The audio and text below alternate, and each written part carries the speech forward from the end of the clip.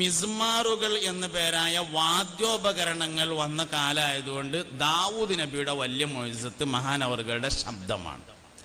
പാറിക്കൊണ്ടിരിക്കുന്ന പക്ഷികൾ ദാവൂദ് നബിയുടെ ശബ്ദം കേട്ടാൽ പറക്കൽ അവസാനിപ്പിക്കും. അത്രയും ആകർഷണീയമായ ശബ്ദം.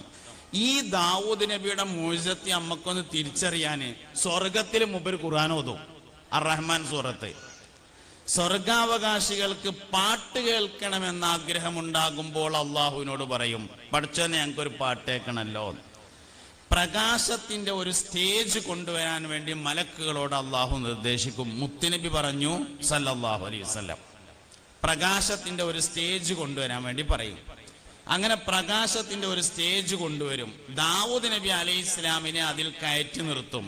മഹാനവറുകൾ അർ-റഹ്മാനു അല്ലമൽ ഖുർആൻ എന്ന സൂറത്ത് ഓതുമ്പോൾ സ്വർഗം നിശ്ചലമാവും. മിസ്മാറുകൾ